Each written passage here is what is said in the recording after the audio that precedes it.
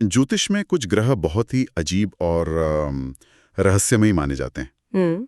और शायद उनमें सबसे अजीब है केतु। एक ऐसा ग्रह जिसका कोई भौतिक शरीर नहीं, कोई सिर नहीं, बस एक धड़ है। हाँ। इसीलिए कहते हैं कि ये सोचता नहीं, बस महसूस करता है और करता है। और शायद इसीलिए इसकी ऊर्जा इतनी आकस्मिक और कह सकते हैं विस्फोटक होती है। हाँ, यह तर्क से नहीं, एक गहरी सहज वृत्ति से काम करता है। एक ऐसी ताकत जो बिना किसी चेतावनी के आती है। बिल्कुल। और यही आज की हमारी गहन चर्चा का केंद्र है। हमारे पास जो स्रोत हैं वे इसी सवाल की पड़ताल करते हैं कि सिर के बिना एक ग्रह किसी को सिंहासन पर कैसे बिठा सकता है। कैसे केतु को रंक को राजा बनाने वाला ग्रह कहा जाता है। ये एक बहुत बड़ा विरोधाभास है। मतलब त्याग और वैराग्य का कारक ग्रह हाँ। वो सांसारिक सफलता का सबसे बड़ा शिखर कैसे दे सकता है। इसी पहेली को सुलझाने के लिए हमारे पास आज एक बहुत ही दिलचस्प कुंडली है। अच्छा। एक ऐसे व्यक्ति की जिसे अपनी केतु की दशा में अप्रत्याशित रूप से बड़ी सफलता मिली। आज हम इसी कुंडली के रहस्य को 3 अलग-अलग ज्योतिष पद्धतियों की चाबियों से खोलने की कोशिश करेंगे और देखेंगे कि क्या हम एक ही नतीजे पर पहुंचते हैं। बिल्कुल। ये बहुत मजेदार होने वाला है। एक ही सच, लेकिन उसे देखने के 3 अलग-अलग नजरिए। तो चलिए पहली चाबी लगाते हैं कृष्णमूर्ति पद्धति, यानी केपी सिस्टम। ये सिस्टम बहुत ही सटीक और गणितीय माना जाता है। तो देखते हैं कि आंकड़े इस कुंडली के बारे में क्या कहते हैं। हाँ, केपी ज्योतिष की खासियत यही है कि ये भावनाओं या कहानियों से ज्यादा गणित पर चलता है। अच्छा। ये इस बात पर जोर नहीं देता कि ग्रह किस राशि में है, बल्कि इस पर जोर देता है कि वो किसके अधीन काम कर रहा है। किसके अधीन, इसका क्या मतलब हुआ? देखिए, इसे ऐसे समझिए कि केतु एक डिलीवरी एजेंट है। ओके। अब वो क्या डिलीवर करेगा, ये इस बात पर निर्भर करता है कि उसका बॉस कौन है। केपी सिस्टम में इस बॉस को नक्षत्र स्वामी कहते हैं। अच्छा, नक्षत्र स्वामी। हाँ, अगर केतु और उसका बॉस दोनों का काम पैसा, नौकरी और लाभ देने वाले विभागों से जुड़ा है, तो समझिए कि एक तरह की बम्पर लॉटरी लगने वाली है। अच्छा, तो केतु खुद एक डिलीवरी एजेंट है और उसका बॉस यानी नक्षत्र स्वामी वो तय करता है कि डिलीवरी कहाँ और कैसी होगी। बिल्कुल। तो इस उदाहरण कुंडली में केतु का बॉस कौन है? इस कुंडली में लग्न मकर है और केतु 11वें घर में है, जो लाभ और इच्छा पूर्ति का घर है। यहाँ वो अनुराधा नक्षत्र में है, जिसके स्वामी शनि देव हैं। तो केतु का बॉस हुआ शनि। और शनि इस कुंडली में क्या भूमिका निभा रहा है? शनि इस कुंडली में पहले घर का स्वामी है, यानी व्यक्ति का अपना अस्तित्व, स्वयं का। हाँ, और वो बैठा है 10वें घर में, यानी करियर, पद और प्रतिष्ठा के घर में। अच्छा। तो अब तस्वीर देखिए, केतु जो एजेंट है वो खुद 11वें नर मतलब लाभ में बैठा है। और उसका बॉस शनि पहले और 10वें घर को नियंत्रित कर रहा है। मतलब जब केतु की दशा आएगी तो वो इन तीनों घरों का फल एक साथ डिलीवर करेगा। बिल्कुल सही पकड़ा। व्यक्ति यानी पहला घर अपने कर्म यानी 10वां घर से अचानक भारी लाभ यानी 11वां घर पाएगा। वाह। केपी सिस्टम के अनुसार ये एक बहुत ही शक्तिशाली धन और पद प्रतिष्ठा का योग है। और यहाँ अचानक शब्द बहुत महत्वपूर्ण है, क्योंकि केतु की प्रकृति ही अप्रत्याशित है। ठीक है, केपी सिस्टम ने तो इसे गणित की तरह साफ कर दिया, लेकिन ज्योतिष सिर्फ गणित नहीं है, इसमें प्रतीक भी हैं। हाँ, बिल्कुल। मुझे जेमिनी ज्योतिष को लेकर उत्सुकता है, क्योंकि वो केतु को एक ग्रह नहीं बल्कि एक झंडा या ध्वजा मानता है। सही बात है। ये बिल्कुल अलग नजरिया है।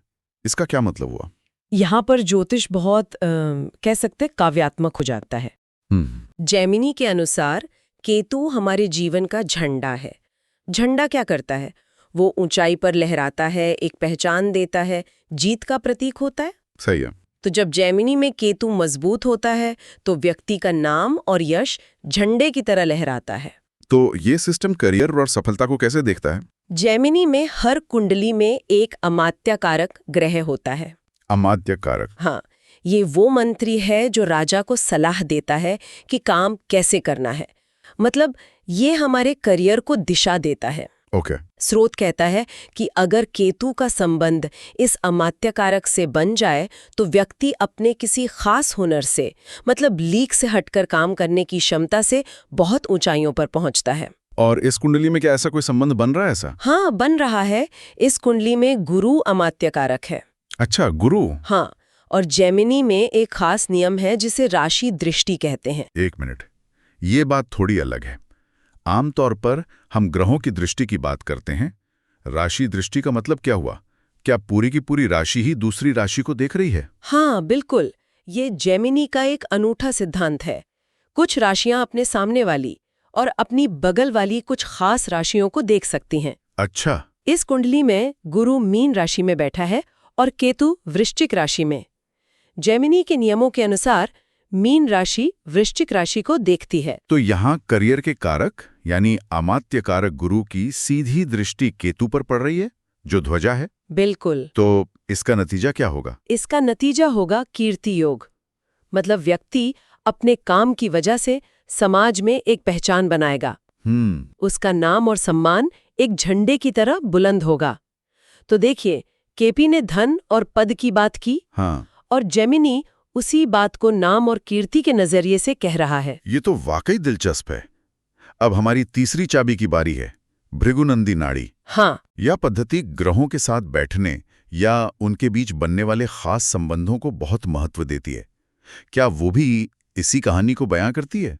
भृगुनंदी नाड़ी तो इन सबसे एक कदम आगे जाकर ग्रहों के बीच के संवाद को पढ़ती है। संवाद को? हाँ, ये युति यानी साथ बैठना और त्रिकोण यानी 1-5-9 संबंध को सबसे शक्तिशाली मानती है। इस पद्धति में केतु को रुकावट और मुक्ति दोनों का प्रतीक माना गया है। और इस पद्धति में गुरु और केतु के योग को बहुत महत्वपूर्ण बताया गया है। हाँ, ये सबसे शक्तिशाली योगों में से एक है। नाड़ी ज्योतिष में गुरु को जीव कारक यानी खुद व्यक्ति माना जाता है। अच्छा। और केतु को ध्वजा ये ऊंचाई। जब ये दोनों त्रिकोण में होते हैं तो ध्वजा कीर्ति योग बनता है। और हमारी उदाहरण कुंडली में? हमारी उदाहरण कुंडली में गुरु मीन राशि में है और केतु वृश्चिक में। मीन से वृश्चिक 9वां घर है और वृश्चिक से मीन 5वां। ये एक पक्का 1-5-9 का त्रिकोण संबंध है। तो इस ध्वजा कीर्ति योग का फल क्या होगा? इसका अर्थ है कि जातक यानी गुरु का यश रूपी झंडा यानी केतु दूर दूर तक फैलेगा। अच्छा। और स्रोत एक और गहरी बात बताता है। चूंकि ये योग जल तत्व की राशियों में बन रहा है, मीन और वृश्चिक। हाँ, तो ये प्रसिद्धि देश में ही नहीं बल्कि समुद्र पार यानी विदेशों तक भी फैल सकती है। नाड़ी ज्योतिष में शुक्र और केतु के योग का भी जिक्र है, जिसे धन के लिए अच्छा बताया गया है। हाँ, लेकिन वहां एक शर्त है। शुक्र धन और भोग विलास का ग्रह है और केतु त्याग का। एक मिनट, ये तो बड़ा विरोधाभास है। एक ग्रह जो दुनिया की हर चीज देना चाहता है और दूसरा जो सब कुछ छुड़वाना चाहता है। इन दोनों का साथ होना तो एक अजीब स्थिति है। ये योग धन कैसे दे सकता है? आपका सवाल बिल्कुल सही है और यहीं केतु का असली चरित्र समझ में आता है। अच्छा। यह योग व्यक्ति को अपार धन दे सकता है, जिसे महालक्ष्मी योग का एक रूप कहा गया है। लेकिन केतु यहाँ एक शर्त लगाता है, एक परीक्षा लेता है। क्या शर्त? वो कहता है, मैं तुम्हें धन दूंगा पर तुम्हें उसमें लिप्त नहीं होना है, उसका सदुपयोग करना है। अगर व्यक्ति इस परीक्षा में पास हो जाता है और धन का सही इस्तेमाल करता है तो केतु से और धन देता है।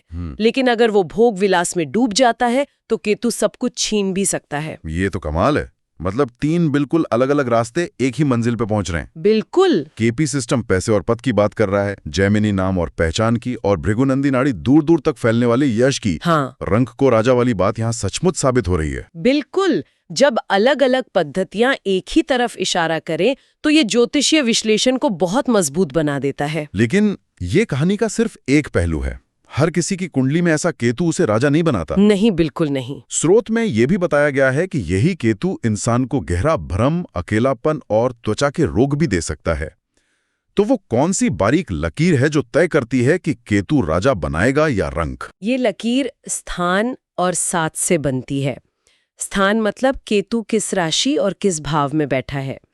स्रोत के अनुसार वृश्चिक या धनु राशि में केतु बहुत शक्तिशाली और अक्सर शुभ परिणाम देता है। और भाव? और भावों की बात करें तो कुंडली के 3, 6, 10वें और 11वें घर में बैठा केतु, जिन्हें उपचय भाव कहते हैं, वो व्यक्ति को संघर्ष के बाद शिखर पर पहुंचाता है। और जाहिर है सिक्के का दूसरा पहलू भी होगा।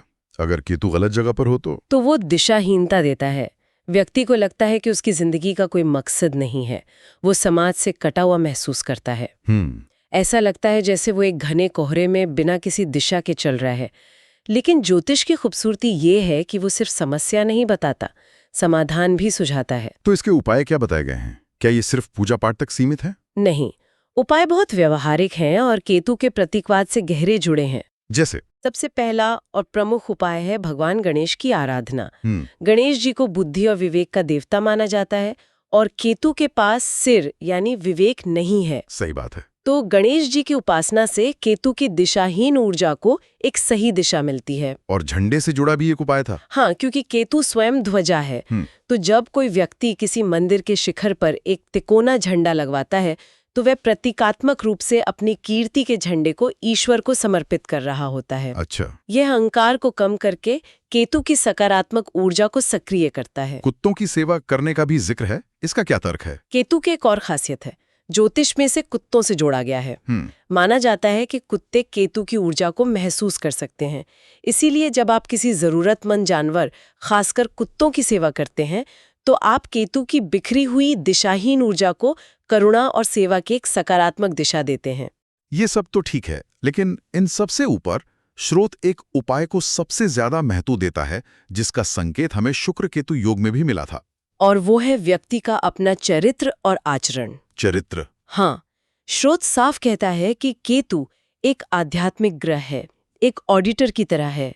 झूठ, छल कपट, धोखा और अनैतिक संबंध, ये सब केतु को तुरंत नकारात्मक रूप से सक्रिय कर देते हैं। ये एक बहुत गहरी नैतिक शर्त है। केतु आपको राजा बना सकता है, पर सिर्फ तब जब आप राजा बनने के लायक आचरण करें। अच्छा। अगर व्यक्ति अनैतिक हो तो यही केतु अर्श से फर्श पर लाने में भी एक पल नहीं लगाता। तो कुल मिलाकर केतु सिर्फ एक ग्रह नहीं है, बल्कि ये गहराई, त्याग और आध्यात्मिकता की एक ऊर्जा है। ये हमें सतह से हटाकर चीजों की जड़ तक ले जाने की कोशिश करता है। बिल्कुल। स्रोत का निष्कर्ष यही है कि यदि हम केतु की ऊर्जा को सही से समझें, जो कि शोध, गहराई और वैराग्य की ऊर्जा है, तो केतु हमें भौतिक और आध्यात्मिक दोनों जगत में सर्वोच्च शिखर तक पहुंचाने की क्षमता रखता है। वाह! ये आपको दुनिया भी देगा और दुनिया से वैराग्य भी।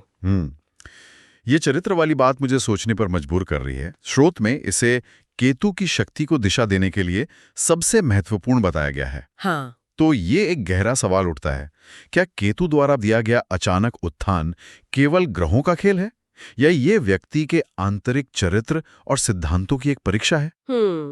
एक कसौटी जो ये तय करती है कि सफलता का ध्वज लहराता रहेगा या गिर जाएगा।